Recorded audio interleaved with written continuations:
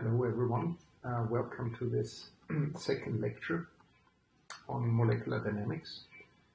So I would like to give a brief summary of the last lecture, and then I would like to continue with Oppenheimer molecular dynamics and how we can use density functional theory to calculate forces in Oppenheimer molecular dynamics, which then is called ab initio molecular dynamics. Okay, but first a summary.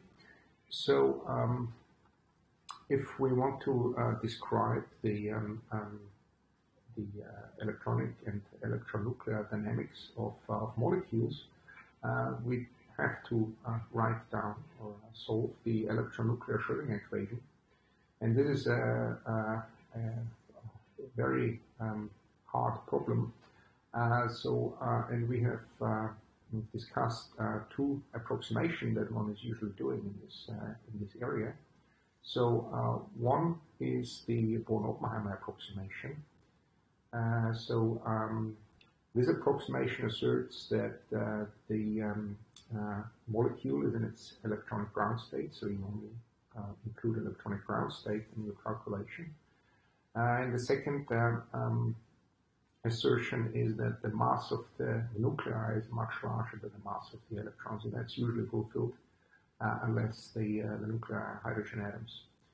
Now it turns out if you use these two approximations, then the full electronuclear Schrödinger equation reduces to a simpler Schrödinger equation, which is Schrödinger equation for the nuclear motion. So here you have the nuclear kinetic energy, you have the potential energy surface in the ground state here denoted by 0 in the subscript, and the nuclear wave function.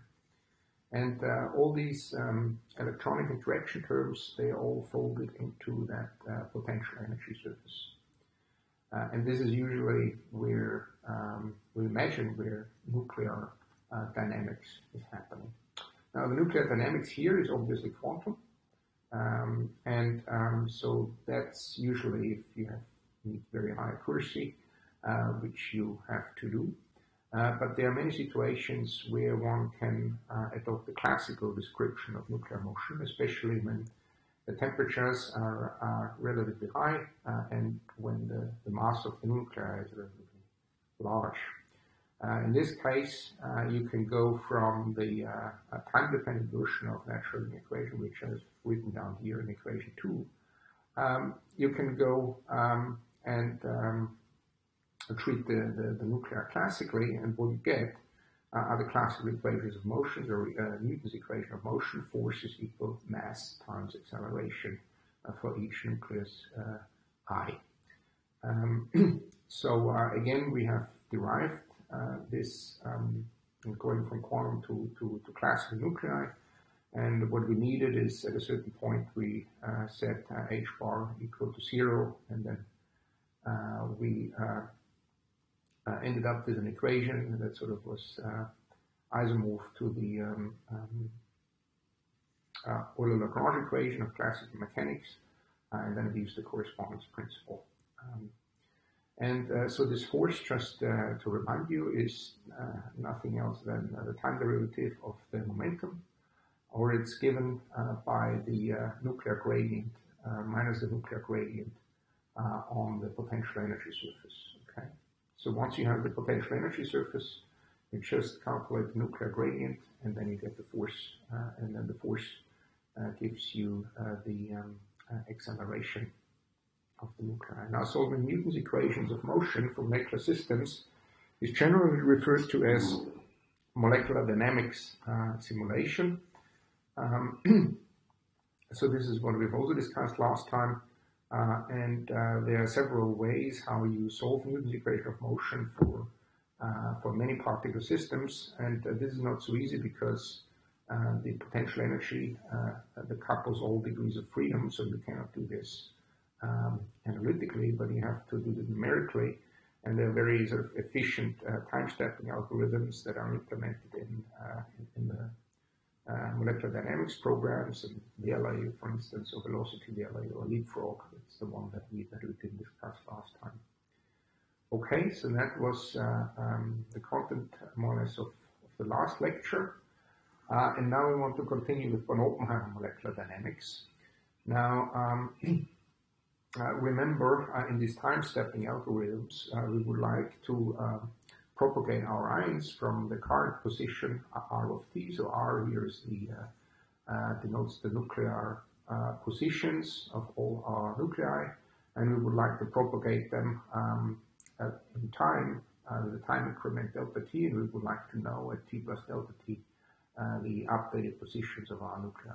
Okay, so for this, we know that in any of these time propagation algorithms, we need to know the force that's acting on the nuclei at this given position.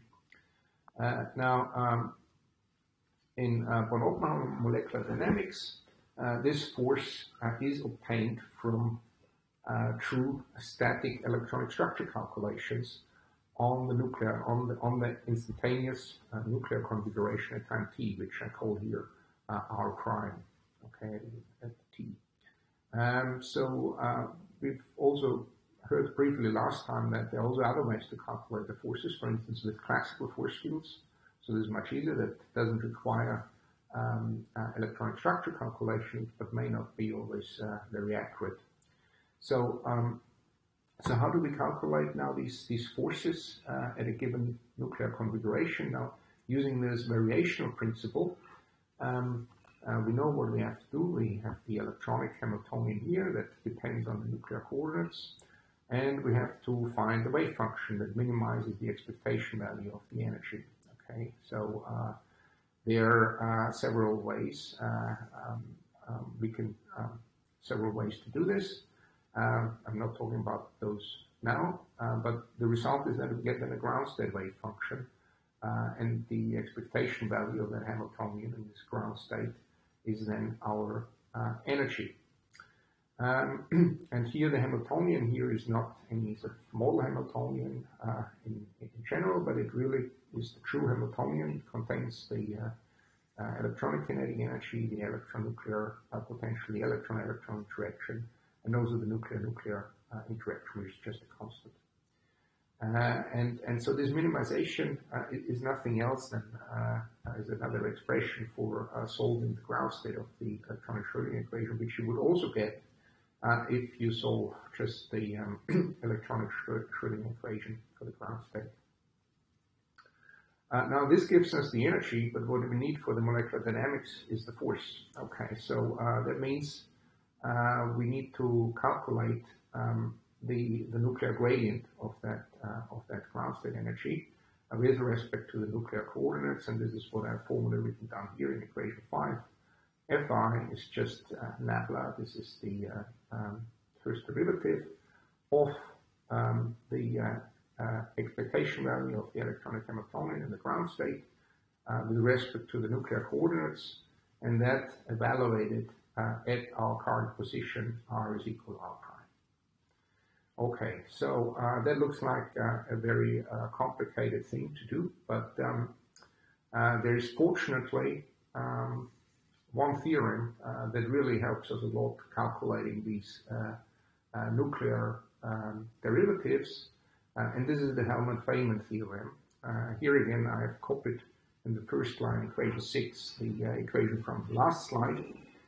And so the Hellman-Feynman theorem is actually a very general theorem. This not only applies not only to these kind of electronic Hamiltonians, but actually to any general Hamiltonian that depends on a given parameter lambda. So any Hamiltonian that you can sort of dream of, okay, that depends on a parameter lambda.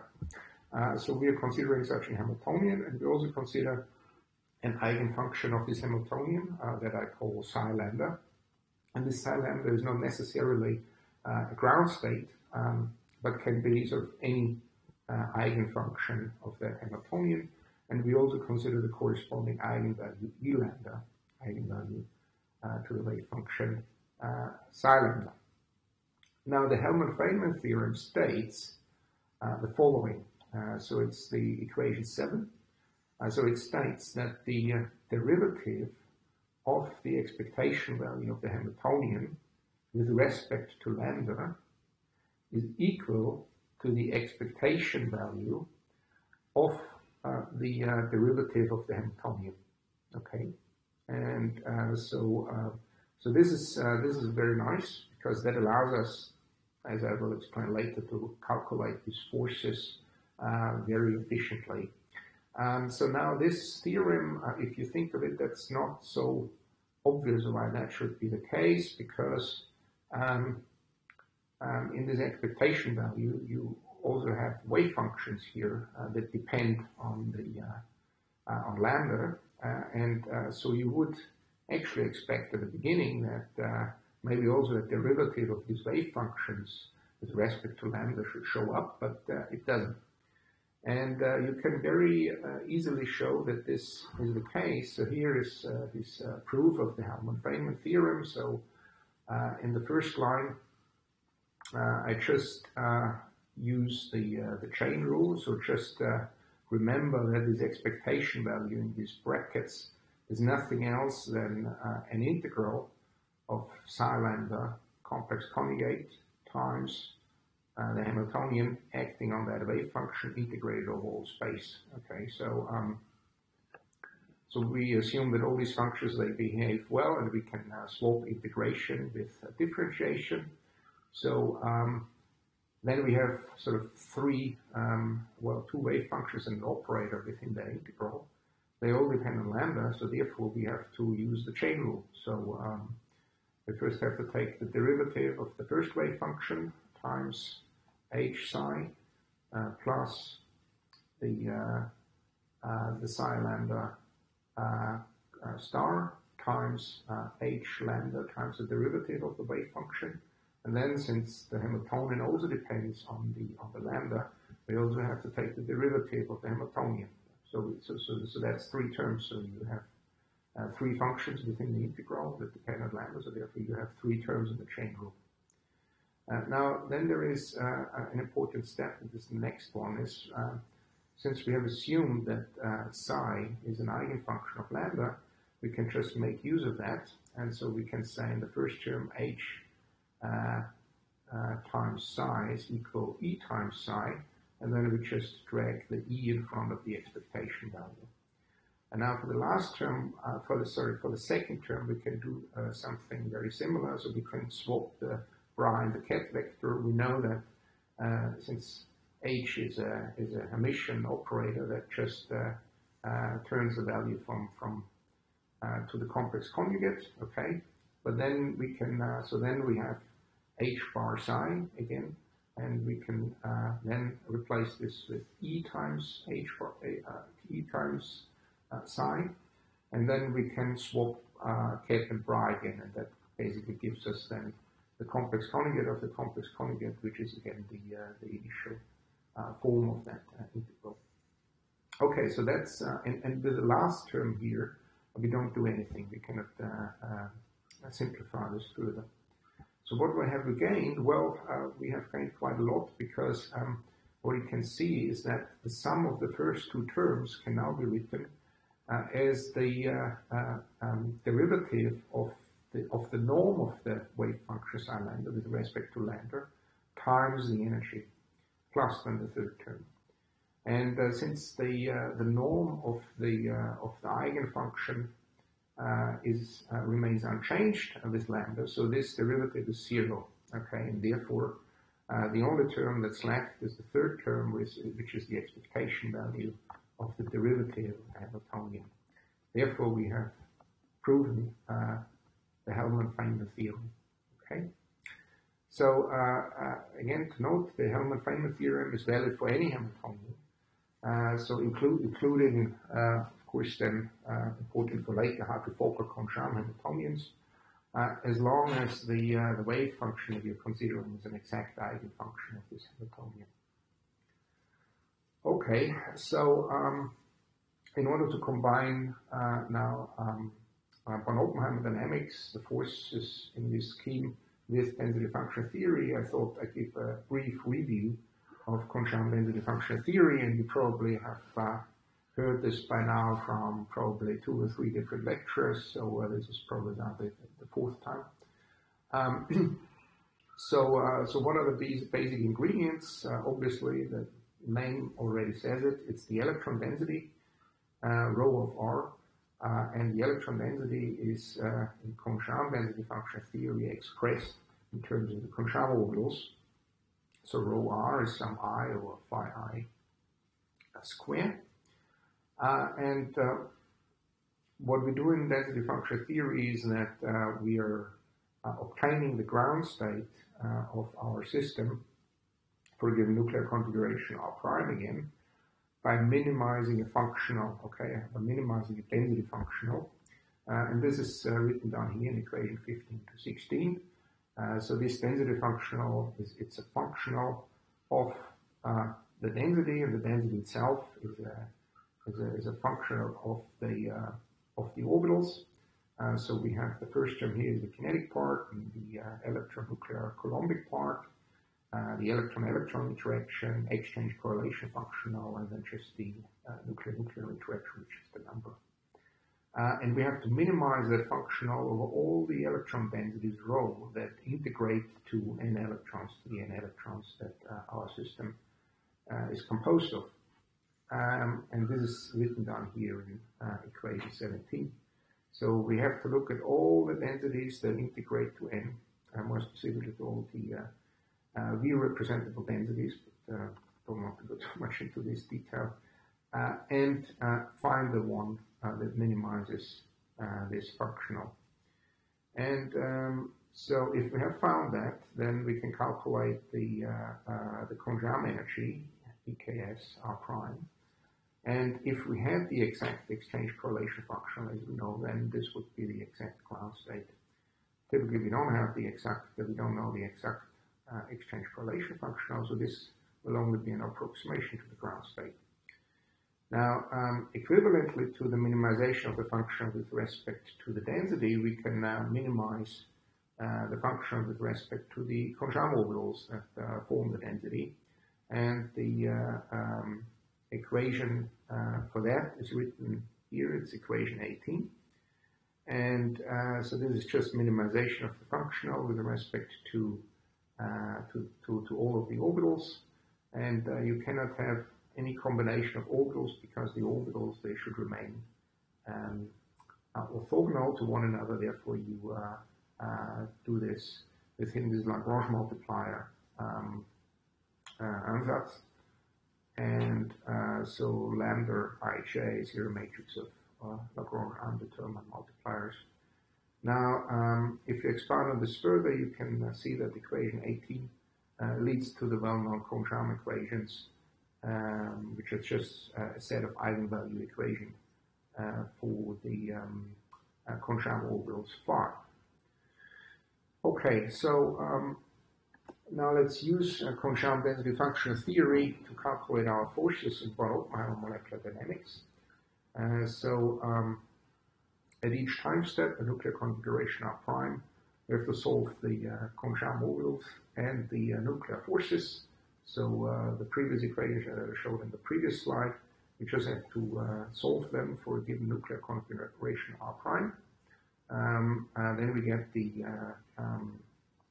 ground state energy, and then we have to calculate the nuclear derivative of the ground state energy with respect to the nuclear coordinates. Again, this is the same expression that I've shown 3 slides before, but now in terms of the Conchamp theory, Conchamp density function theory, with the exact electronic Hamiltonian replaced by the Conchamp Hamiltonian, and the exact ground state wave function replaced by the Conchamp determinant. That's a determinant of the Conchamp orbitals. And you have to calculate the nuclear gradient of that and evaluate it at R equal R prime. And the nice thing is again, that we can use now the Hellman-Feynman theorem to calculate this nuclear derivative, because, I mean, the wave function, the best way to see this is previously we had the lambda, Now imagine that lambda is actually our nuclear coordinate r, our nuclear coordinate vector r. So psi depends on r, Concharm Hamiltonian depends on r, this depends on r. And the nice thing is also that our Concharm determinant is an eigenfunction of that Concharm Hamiltonian. So therefore, the assumptions that we have for the Concharm, for the Hellman-Feldman theorem, they hold. And therefore, we can immediately see, we can immediately drag the Nabla operator into that expectation value and see that the gradient of the expectation value is equal to the expectation value of the gradient. So, so you may wonder, what is the advantage of this? Well, this is a big advantage because you do not need to calculate any nuclear derivative of wave functions, of Concharm wave functions, and this is a big advantage because this is very difficult to do. All what you need to do is you need to solve the ground state wave function, the ground state Concharm orbitals for a given configuration. And then you just have to calculate the gradient, nuclear gradient of the Concharm Hamiltonian. And so this is very easy to do. So this only involves the Coulomb term. So this is a very simple operator then. And you can use exactly the same wave functions that you obtained by solving the Concharm equation. So you just have to calculate then here a simple expectation value of the gradient of the Coulomb operator, and that's very, very quick to do. So so that's the big advantage of the Hellman-Feldman theorem. Now you use then this force, and you calculate here in 22. You use this force in one of these time-stepping algorithms that we discussed to propagate the nuclei from r of t to r at t plus delta t, and then you repeat this all over again, and that this creates the molecular dynamics trajectory with forces that come from Concharm density function theory calculations. And now this scheme is therefore also called density function theory-based molecular dynamics, or some people also call it ab initio molecular dynamics, AIMD. Okay, that's it. That's all about molecular dynamics, molecular dynamics. And so we'd like to continue then in the next lecture with a little bit of statistical mechanics and thermostats. Thank you.